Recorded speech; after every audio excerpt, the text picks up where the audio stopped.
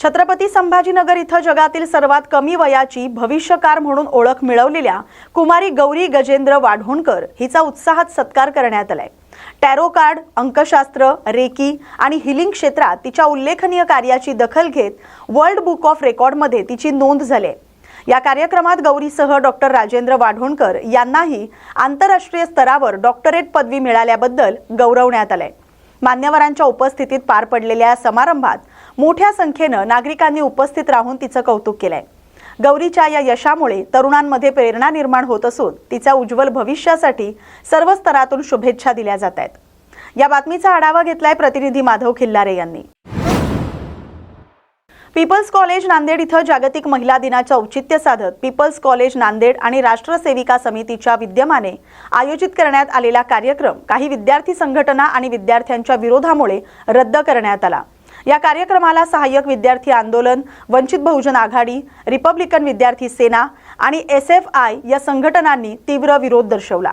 विद्यार्थ्यांनी एकत्र येत आंदोलन केल्यामुळे अखेर महाविद्यालय प्रशासनाने कार्यक्रम रद्द करण्याचा निर्णय घेतला। पीपल्स कॉलेजचे प्राचार्य यांनी याबाबत अधिकृत पत्र देत कार्यक्रम रद्द झाल्याची माहिती दिली आहे।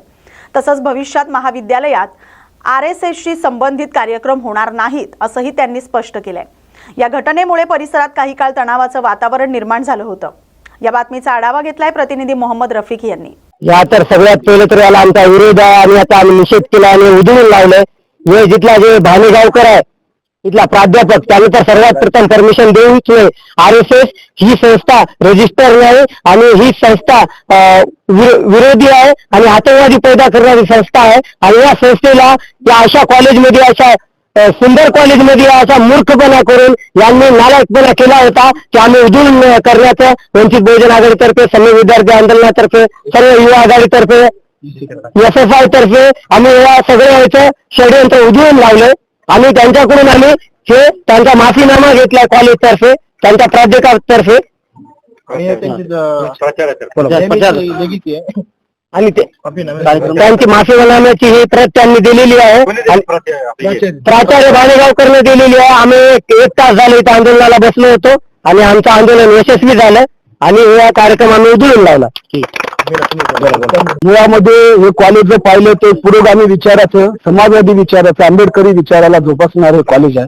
या कॉलेजने शेकडो विद्यार्थी नेते मोठमोठ्या मुवमेंट या कॉलेजने जन्माला घातलेल्या आहेत। या कॉलेजमध्ये एका प्राचार्याच्या RSS वादी धोरणामुळे आणि संस्थेची सचिव असलेली श्यामल पत्के यांच्या RSS वादी धोरणामुळे या कॉलेजमध्ये RSSचे पिल्लावर वाढत आहे।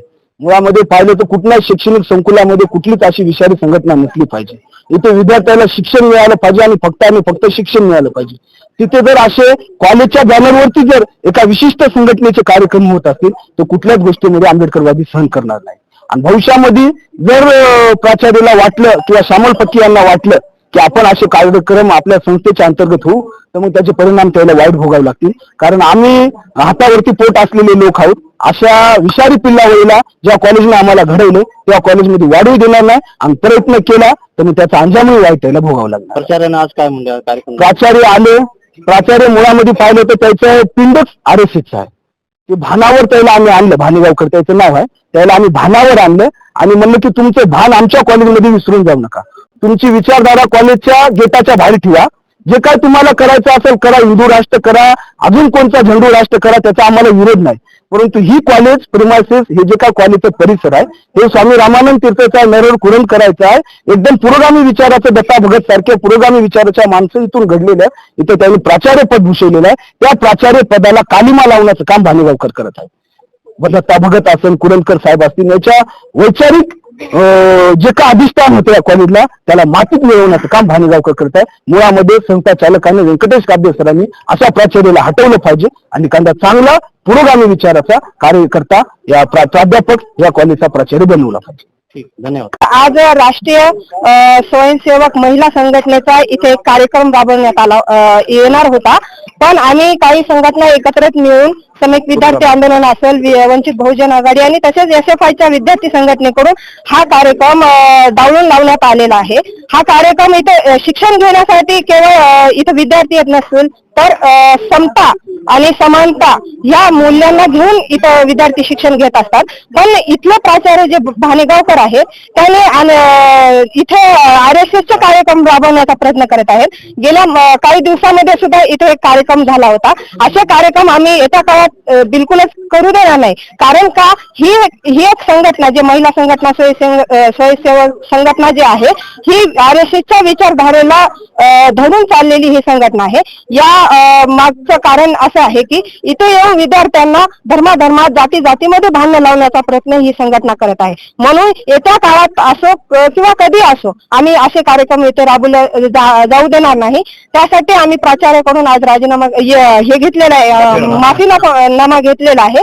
तरी इथून जे काय कार्यक्रम होतील हो त्यांनी आश्वासन दिलेलं आहे की इथून जे कार्यक्रम होणार आहेत ते RSSचे होणार नाहीत असं त्यांनी आश्वासन देऊन आम्हाला हे पत्र दिलेलं आहे. पीपल्स कॉलेज नांदेड या ठिकाणी पीपल्स कॉलेज प्राचार्य यांच्या वतीनं आणि राष्ट्रीय सेविका समिती ह्यांनी नारी तू नारायणी हा कार्यक्रम महिलांच्या सन्मानात लावला जातो. पण मुळात मनुस्मृती ही महिलांना जी निश्चित पद्धतीवर लाभवते, ज्या पद्धतीने मनुस्मृतीने महिलांना न्याय हक्कापासून नाकारलेला आहे, ती जर मनुस्मृतीचा जर कार्यक्रम RSSचा जर कार्यक्रम पीपल्स कॉलेजमध्ये जर होत असेल तर प्राचार्याचा आम्ही जाहीर निषेध करतो. तसेच आणि पीपल्स कॉलेजच्या विद्यार्थ्यांनी सम्यक विद्यार्थी आंदोलन असेल, वंचित बहुजन आघाडी असेल, रिपब्लिकन विद्यार्थी सेना असेल आणि SFI असेल, हे सगळ्या संघटनांनी मिळून कॉलेजच्या विद्यार्थ्यांना मिळून पीपल्स कॉलेजमध्ये होत असलेल्या राष्ट्रीय सेविका समितीचा जाहीर निषेध करून हा कार्यक्रम पीपल्स कॉलेजच्या प्रांगणातून आम्ही उधळून लावलेला आहे असे एवढे बोलतो. शिक्षण घेण्यासाठी येतो आणि असे RSSचे जर संस्था इथे येऊन यांचं जर आपण मोठेपणा जर बाळगत असले ना तर आपल्याला कॉलेजमध्ये येण्याची गरजच नाही असं मला वाटते. कारण का आपण का कॉलेजमध्ये येतो, आपण इथे एज्युकेशन घेण्यासाठी येतो. आणि हे आपल्याला सांगतात की ते माफीवीरकर कोण होता मलाही नाही माहित आणि आपल्या पूर्ण भारताला माहित नाही आणि आपल्या भारतासाठी काय केलेलं आहे आणि काय केलं नाही. तर त्याच्यासाठी आपण इथं कार्यक्रम घेणं हे योग्य नाही आणि मी जाहीर निषेध करतो त्या माफीवीराचा बी आणि त्या RSSचाही. सांगली जिल्हा परिषद निवडणुकीत महाविकास आघाडीच्या विजयानंतर आमदार जयंत पाटील आणि गोपीचंद पडळकर यांच्या समर्थकांमध्ये तणावपूर्ण परिस्थिती निर्माण झाली. दोन्ही गटांकडून जोरदार घोषणाबाजी सुरू झाल्यानं वातावरण तणावपूर्ण झालं. पोलिसांनी तात्काळ हस्तक्षेप करून पडळकर समर्थकांना बाजूला केलं आणि पडळकर यांना सुरक्षितपणे तिथून जाण्याची विनंती केली. पोलिसांच्या सतर्कतेमुळे कोणताही मोठा अनर्थ घडला नाही असं समजतंय. यवतमाळच्या लाडखेड हद्दीत वाघापूर शेतशिवारात आढळलेल्या तरुणाच्या खुनाचा गुन्हा स्थानिक गुन्हे शाखेनं अवघ्या 24 तासात उघड केलाय. मृतक आतिश देशमुख याचा खून हा प्रेमसंबंधातून झाल्याचं उघड झालंय. आरोपी अंकुश खोडे आणि त्याची पत्नी रुपाली खोडे यांना अटक करण्यात आले. सततच्या त्रास आणि धमक्यांमुळे दोघांनी संगनमत करून चाकू आणि दगडानं त्याची हत्या केल्याची कबुली दिली. परभणी जिल्हा परिषदेच्या अध्यक्षपदी भाजपच्या लता वाकळे तर उपाध्यक्षपदी राष्ट्रवादी काँग्रेसचे श्रीकांत विटेकर यांची बिनविरोध निवड करण्यात आली. या निवड प्रक्रियेला शिंदे गटाच्या शिवसेनेनं बहिष्कार टाकल्यानं राजकीय वर्तुळात चर्चा रंगली आहे. या पार्श्वभूमीवर बहिष्काराचं कारण माहीत नसल्याचं सांगत येत्या काळात शिवसेना पदाधिकाऱ्यांशी चर्चा करून त्यांना सोबत घेण्याचा प्रयत्न करू असं वक्तव्य पालकमंत्री मेघना बोर्डीकर यांनी केलंय. अध्यक्ष आणि उपाध्यक्ष निवडीचा निर्णय वरिष्ठ पातळीवर झाल्याचंही त्यांनी स्पष्ट केलंय. आनंद होतोय. महायुतीमध्ये राज्यातल्या ज्या 12 जिल्ह्यांमध्ये निवडणुका झाल्या होत्या तिथल्या प्रत्येक जिल्हा परिषदेमध्ये महायुतीची सत्ता स्थापन झालेली आहे. कारण राज्यामध्ये महायुतीचं सरकार आहे. आनंद होतोय. पहिल्यांदा इतिहासात भाजपाचा जिल्हा परिषदचा अध्यक्ष होतोय, हाही एक वेगळा आनंद आम्हाला होतो. काय वाटतं एकूण पहिल्यांदा भाजपनं इथं 55 पैकी 24 जागा जिंकल्या, आता अध्यक्षही तुमचा झालाय, एक साधारण महिला तुमच्याकडे अध्यक्ष झालेली आहे. भाजपाचं नेतृत्व हे सर्वसामान्य कार्यकर्त्याला नेहमीच संधी देत असतं आणि त्याच पद्धतीने आज आमच्या लताताई वाकळे यांची जी निवड झालेली ती सर्वसामान्य कुटुंबातील महिलेला जिल्हा परिषद अध्यक्ष पदाची जबाबदारी देऊन खऱ्या अर्थाने सर्वसामान्यांना न्याय द्यायचं काम आमच्या नेतृत्वाने केलेलं आहे. महायुतीची काल घोषणा मुंबईत झाली, तिथे देखील राष्ट्रवादी आणि भाजपचेच प्रदेशाध्यक्ष होते, शिवसेना शिंदे गटाचे नव्हते. आज देखील त्यांनी या सर्व प्रक्रियेवर बहिष्कार टाकलेला आहे. तर काय शिंदे गटाला विश्वासात घेतलं नाही का काय? नाही, मुंबईमध्ये मला कल्पना नाही, कारण की शिंदे साहेब स्वतः दिल्लीमध्ये होते म्हणून त्या काल ते नसतील. आणि आज आता बहिष्कार टाकल्याची बातमी तुमच्याचकडून कळतीये, पण ते दिवसभर आमच्या सोबतच होते.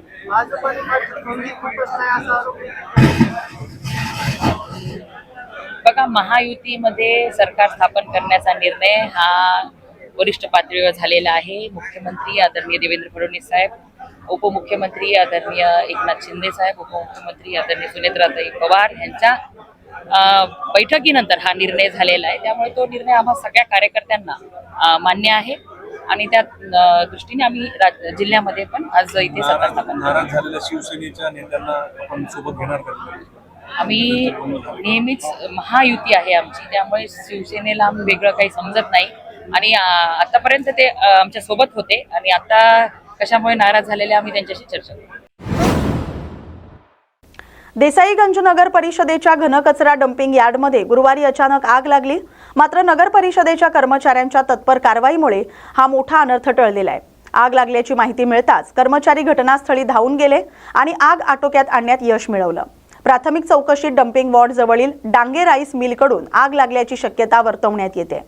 मुख्य अधिकारी सतीश चौधरी यांच्या मार्गदर्शनाखाली कर अधिकारी स्वप्नील हमाने यांनी पाहणी करून निष्कर्ष नोंदवलाय. नगर परिषद प्रशासनानं भविष्यात अशा प्रकारच्या घटनांवर नियंत्रण ठेवण्यासाठी आवश्यक खबरदारी घेण्याचे संकेत दिलेत. पोलिसांनी या प्रकरणी अधिक तपास सुरू केलाय.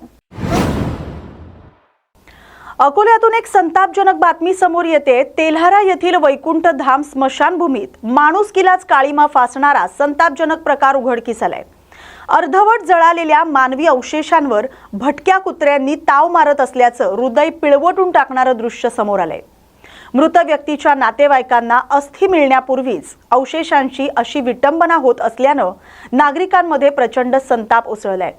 ही केवळ निष्काळजीपणा नाही तर मृतांच्या सन्मानाची उघडपणे पायमल्ली आहे, अशी तीव्र प्रतिक्रिया नागरिकांकडून व्यक्त केली जाते. स्मशानभूमीत मूलभूत सुविधांचा अभाव, अपूर्ण दहन प्रक्रिया आणि सुरक्षा व्यवस्थेचा अभाव यामुळे ही गंभीर परिस्थिती निर्माण झाली. प्रशासनाच्या दुर्लक्षामुळे हा प्रकार घडत असल्याचा आरोप केला जातोय. मृतांच्या सन्मानाशी खेळ करणाऱ्यांना जबाबदार धरा आणि तात्काळ कडक उपाययोजना करा, अशी आक्रमक मागणी आता नागरिकांकडून केली जाते. या बातमीचा आढावा घेतलाय आमचे प्रतिनिधी राजेश पाटील खारोडे यांनी. या बातमीसोबतच बातम्या गावाकडच्या मध्ये आता इथेच थांबतोय. अशाच महत्त्वाच्या बातम्यांसाठी पाहत राहा न्यूज मराठी 24/7. नवा भारत, नवा विचार.